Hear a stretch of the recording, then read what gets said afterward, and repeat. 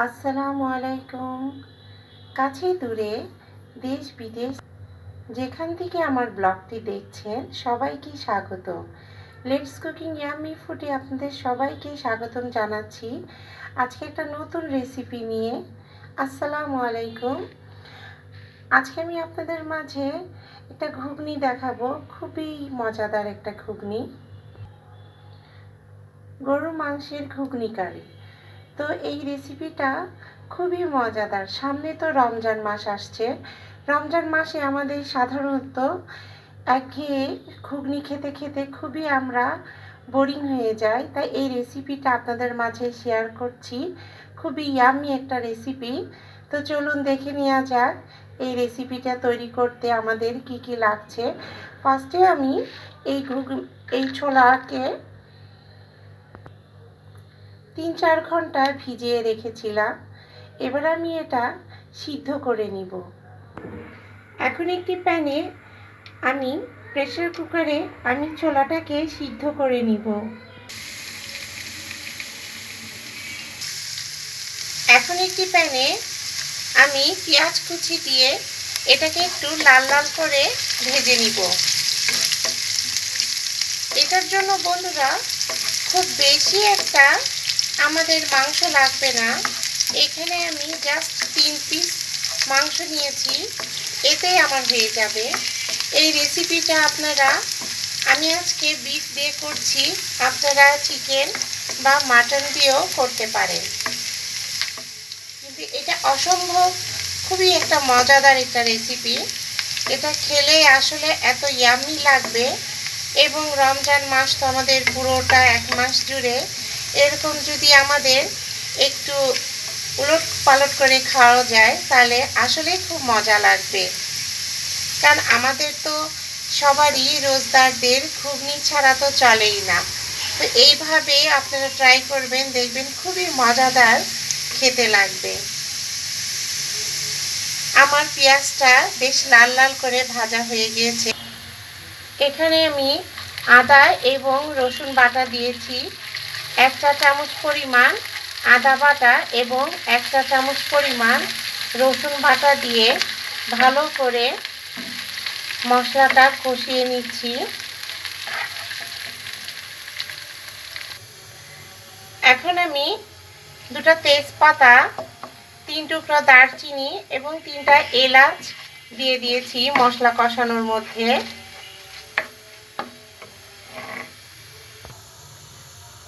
এখানে আমি হলুদ গুঁড়া এবং বাসায় হোমমেড তৈরি করা মশলা এবং ধনিয়া গুঁড়া দিয়ে ভালো করে মশলাটাকে কষিয়ে নিব।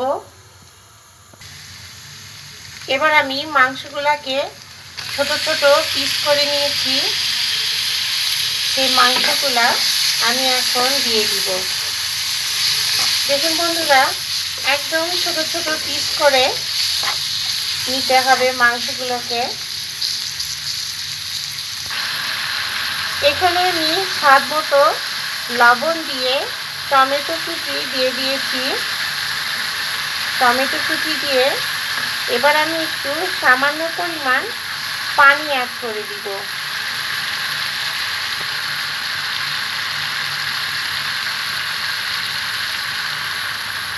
সামান্য পরিমাণ পানি দিয়ে এটাকে সিদ্ধের জন্য একটি ঢাকনা দিয়ে ঢেকে দিব।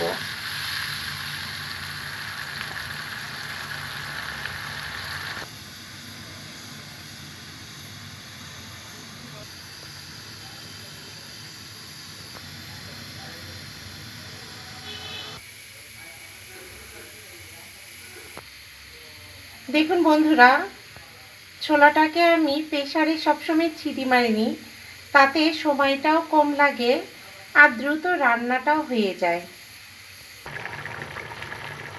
দেখুন বন্ধুরা, ছোলাটা আমার সিদ্ধ হয়ে গিয়েছে বলে আমি এই মাংসের মধ্যে ছোলাগুলোকে দিয়ে দিয়েছি।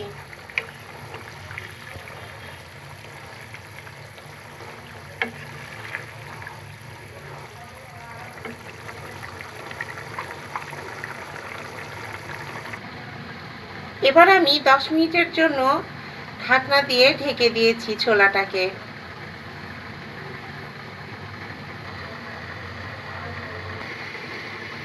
আমি ঢাকনা দিয়ে, দেখুন বন্ধুরা, ঢাকনাটা তুলে দিলাম। কত সুন্দর একটা ইয়াম্মি লুক এসেছে। এই ছোলার ঘুগনিটা কিন্তু একটু ঝোল ঝোল টাইপের হবে। এখানে আমি ছোট ছোট করে আলু কেটে দিয়েছিলাম এবং এই আলুগুলাকে আমি একটা ম্যাশার দিয়ে ম্যাশ করে দিব। দেখুন বন্ধুরা, এখন আমি গরম মশলা গুঁড়া দিয়ে দিব। এতে 1 চা চামচ পরিমাণ গরম মশলা গুঁড়া দিয়ে দিচ্ছি। দিয়ে এটাকে ভালো করে মিশিয়ে দিচ্ছি। রান্নাটা প্রায় আমার অলমোস্ট হয়ে এসেছে। এখন আমি জাস্ট চুলার আঁচ অল্প পরিমাণে করে দিব এবং একটি ঢাকনা দিয়ে ঢেকে দিব।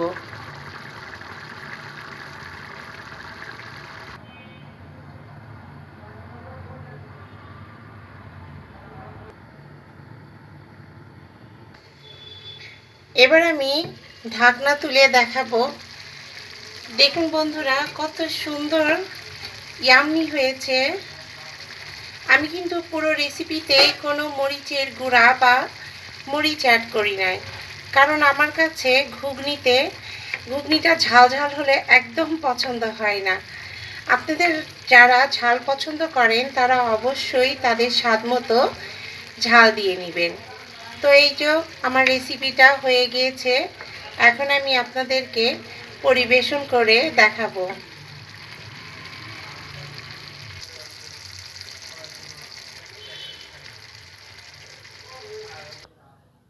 দেখুন বন্ধুরা, আমার তৈরি হয়ে গেল মজাদার বিফ ছোলার ঘুগনি কারি।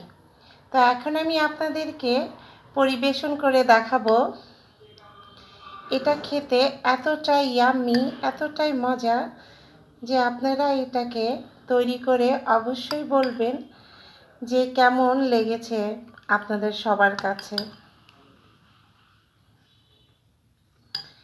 এটা একটু ঝোল ঝোল টাইপের হবে। এখন আমি এতে শসা কুচি অ্যাড করে দিচ্ছি।